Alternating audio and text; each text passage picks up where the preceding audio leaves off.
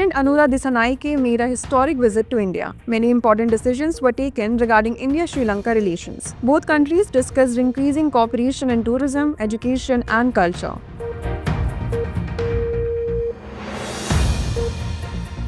India created history in FDI flow, crossed the figure of $1 trillion. Department of Promotion of Industry and Internal Trade released this figure.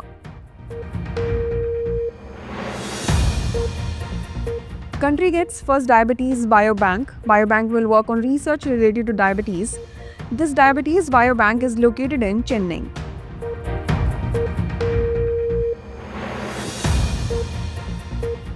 ISA gets another new member. Moldova takes membership of ISA. Moldova has taken this step to promote green energy.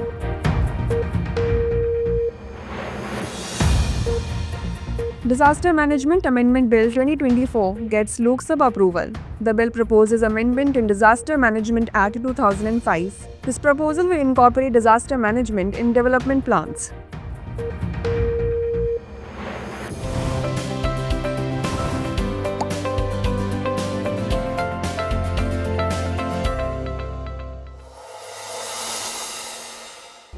Recently, Sri Lanka's President Anura Dissanayake visited India on an official trip. This visit holds significant importance as it marks his first foreign visit after assuming office following his victory in the Sri Lankan presidential elections. During the visit, he met Prime Minister Modi and made a crucial statement affirming that Sri Lankan soil will not be used for any activities against India. Anura Kumara Dissanayake is a left-wing leader. Following his election win, it was speculated that he might lean more towards China than India. However, his visit to India in December, shortly after assuming office in September, demonstrated that ideological differences would not affect bilateral relations. During his visit, he also travelled to Bodh Gaya in Bihar. Both nations signed agreements on avoiding double taxation and capacity building.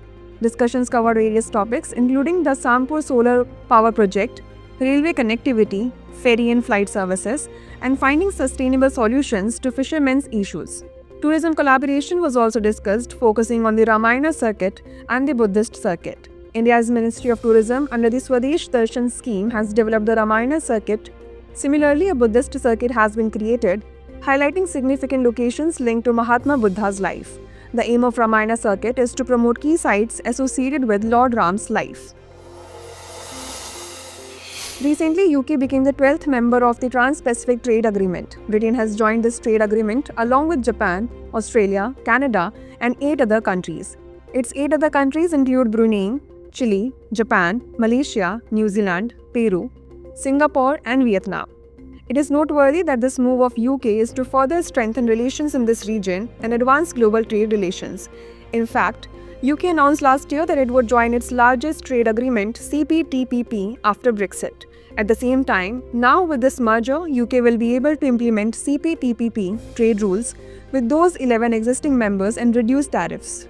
Let us tell you that the full name of CPTPP is Comprehensive and Progressive Agreement for Trans-Pacific Partnership.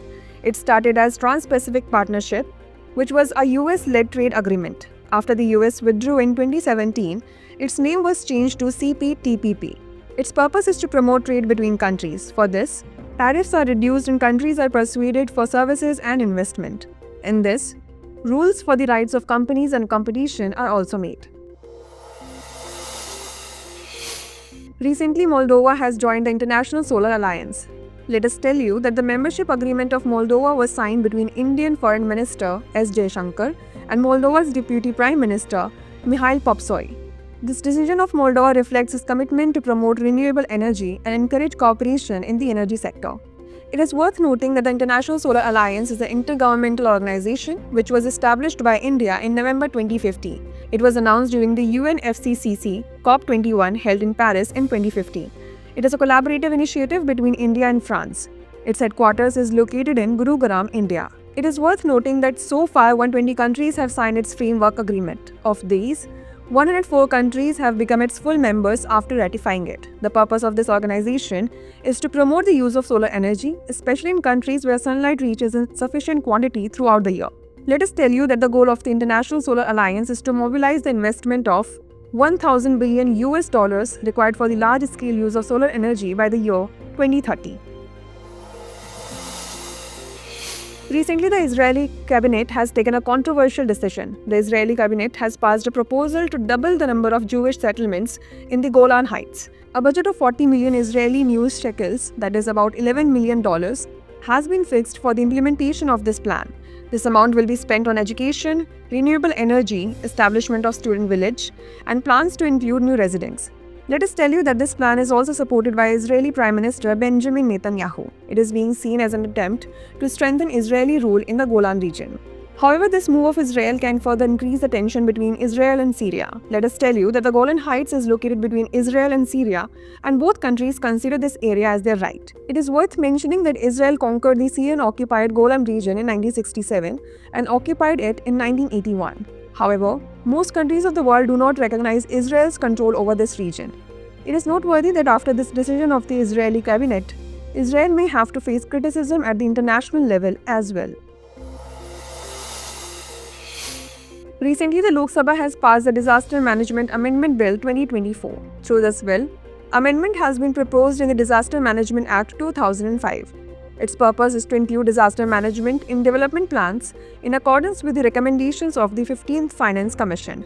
Let us tell you that under this bill, the National Disaster Management Authority and State Disaster Management Authorities have been given the right to make disaster plans. However, earlier this right was with the executive committees. At the same time, under this, there is a talk of creating a disaster database at the national and state level. Along with this, it has also been proposed to create urban disaster management authorities in capitals and big cities, while the responsibility of many ministries of the central government related to this has been fixed.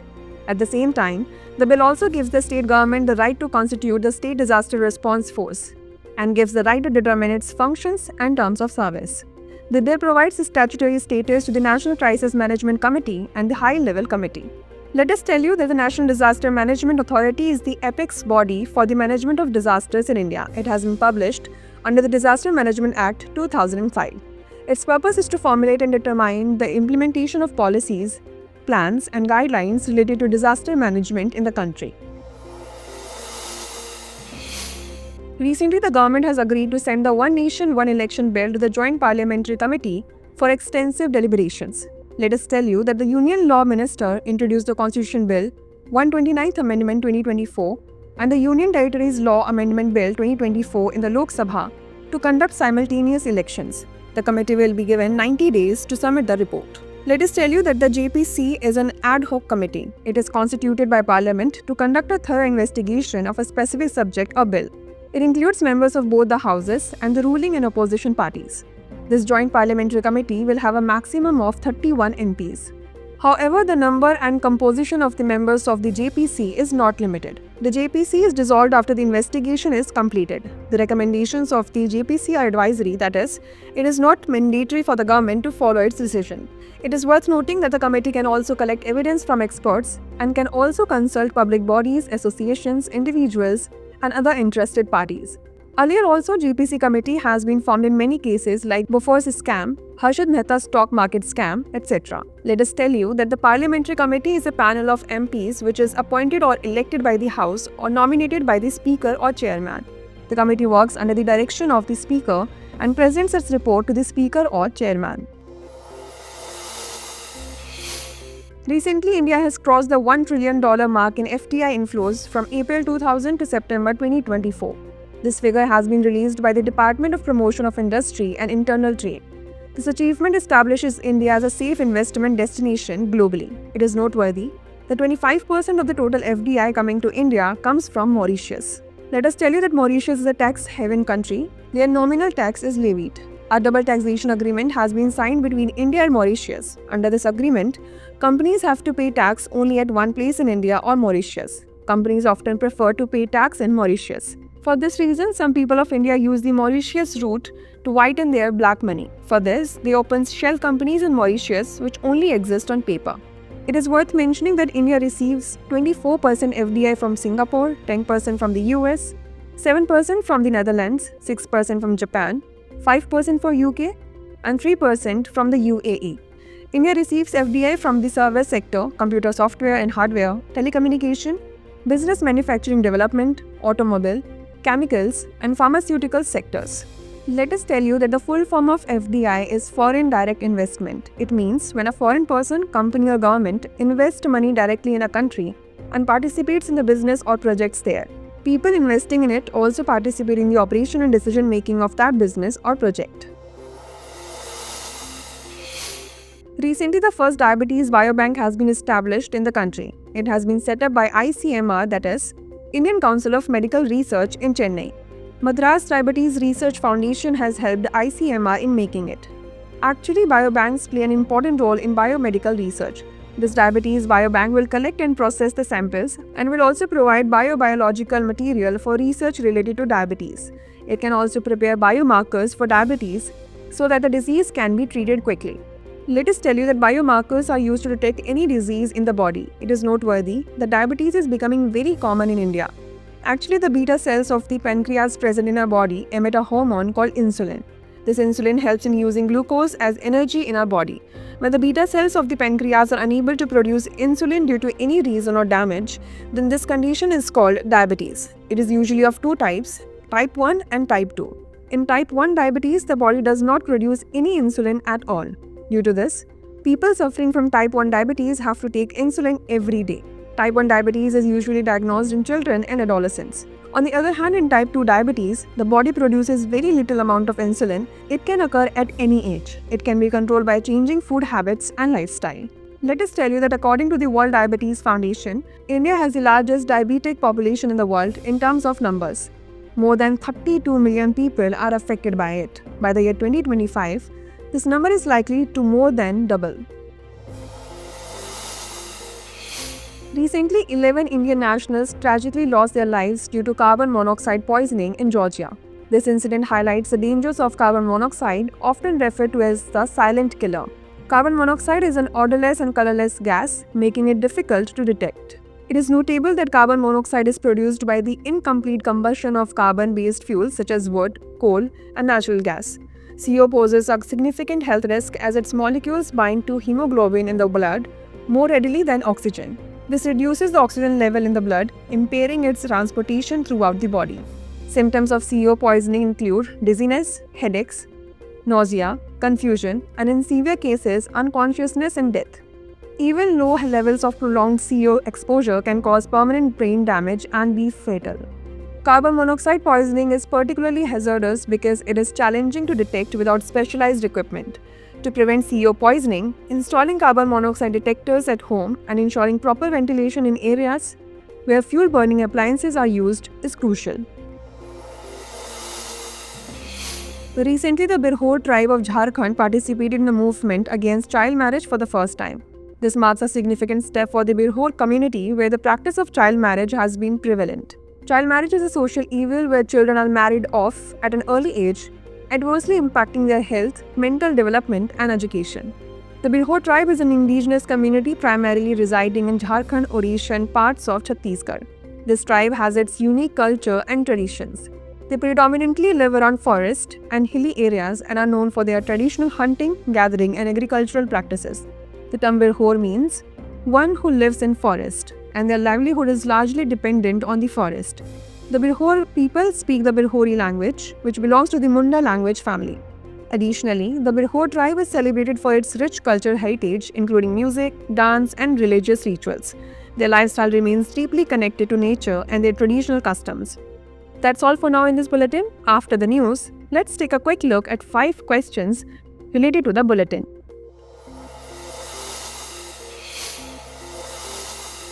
Consider the following statements with respect to the International Solar Alliance. 1. It is an intergovernmental organization. 2. Its declaration was made during COP21 in Paris in 2015. 3. India is not a member country of it.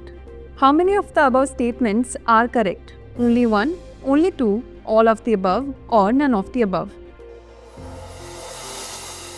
Consider the following statements with respect to the Disaster Management Amendment Bill 2024. 1. It has recently been passed by the Lok Sabha. 2. It will amend the Disaster Management Act 2005. 3. Under it, NDMA and SDMAs will have the right to formulate disaster management plans. How many of the above statements is or are correct? Only 1, only 2, all of the above, or none of the above. Consider the following statements with respect to the Diabetes Biobank. 1. It is India's first diabetes biobank. 2. It was set up by the Indian Council of Medical Research. 3. It is located in Bengaluru. How many of the above statements is or are correct? Only 1, only 2, all of the above, or none of the above. Consider the following statements with respect to the Birhor tribe. 1. This tribe is found in parts of Bihar, Odisha and Chhattisgarh. 2. It is known for hunting, gathering and agricultural activities. 3. They speak the Birhor language, which belongs to the Munda group of languages of the Austroasiatic languagic family. How many of the above statements is or are correct? Only 1, only 2, all of the above, or none of the above. Consider the following statements with respect to diabetes. 1. It is an infectious disease. 2. Type 1 diabetes is characterized by deficient insulin production, whereas type 2 prevents the body from using insulin properly. 3. A complete cure for it is not yet possible. How many of the above statements is or are correct? Only 1, only 2, all of the above, or none of the above.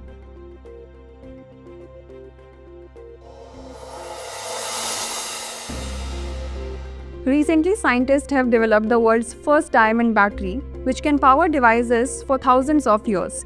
This battery was developed by scientists from University of Bristol and the UK Atomic Energy Authority. It generates energy from natural radioactive waste, which is embedded in a diamond-based structure. Its remarkable feature is that it operates from a long period without the need for recharging. Due to the energy embedded in the diamond-based structure, this battery is not only long-lasting, but also safe for the environment. This battery can be used in nanomedical devices as well as space missions. The Varkala cliff in Kerala is gradually deteriorating. The National Green Tribunal has called for an urgent status report from the Geological Survey of India and other concerned authorities. The Varkala cliff is not only of historical importance but also a popular tourist destination. Recently, its deterioration has accelerated due to coastal erosion and human interference. Construction activities along the beaches, climate change, and unchecked tourism are all disturbing its natural balance.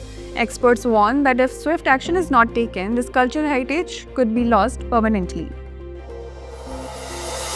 For the first time, a bird called the little bunting has been spotted in Mount Abu, Rajasthan. According to scientists from the Nature Conservation Foundation, this marks the first recorded sighting of the little bunting in the state. Ornithologists believe that climate change could be a factor as these birds typically avoid extremely cold conditions. The little bunting is a small bird from the sparrow family, usually found in agricultural areas and known for its preference for grains. These migratory birds are typically seen in the subtropical regions of North India, southern China, and northern Southeast Asia. The announcement of the Sahitya Akademi Awards 2024 was recently made, with the Academy recognizing exceptional literary work in 21 Indian languages. Awards for Bengali, Dogri, and Urdu will be announced at a later date. For Hindi, poet Gagan Gill has been selected for the prestigious honor, receiving the award for her work Main Jab Tak Aayi Bahar. The Sahitya Akademi Awards are presented annually for outstanding literary contributions in the 22 languages listed in the 8th schedule of the Constitution, as well as in Rajasthani and English. The first Sahitya Akademi Awards were presented in 1955. The Ram Mandir project in Ayodhya has recently been honored with the prestigious Sword of Honour Award for Outstanding Safety Standards, presented by the British Safety Council. This award recognizes institutions worldwide that uphold the highest levels of safety management. The Ram Mandir project earned this accolade by prioritizing safety protocols and workers' welfare throughout its construction process. Beyond its religious and cultural importance, the project has been widely praised for implementing innovative safety measures, setting a benchmark for construction projects globally. Recently, renowned tabla player Zakir Hussain passed away at the age of 73. His death was attributed to idiopathic pulmonary fibrosis, a chronic lung disease. He was the son of the famous tabla maestro Ustad Allah Rakha and brought Indian cultural music to international recognition. He was awarded several prestigious honors, including the Padma Vibhushan and a Grammy Award. His contributions to Indian classical music and tabla playing are recognized and celebrated worldwide. Russia has recently developed an mRNA-based vaccine for cancer treatment. which will be made available free of charge to Russian citizens starting in early 2025. The cost of a single dose is approximately 300,000 rubles or about 2,869 US dollars. Initial trials have demonstrated its effectiveness in preventing tumor development and metastasis. Furthermore, the vaccine prompts human cells to produce specific proteins linked to cancer cells, activating the immune system to identify and destroy these malignant cells. The Gangetic River dolphin has recently been tagged for the first time, an initiative led by the Ministry of Environment, Forest and Climate Change in Assam. This effort is part of the Dolphin Project, launched under the leadership of the Prime Minister of India. The primary goal is to promote the conservation of the Gangetic River dolphin and gain a deeper understanding of its behavior and activities. Recognized as India's national aquatic animal, the Gangetic River dolphin plays a crucial role in maintaining the health of the river ecosystem. Conserving this species is vital not only for its survival but also for the overall well-being of the river ecosystem. That's all for today's session. See you in the next episode. Thanks for watching.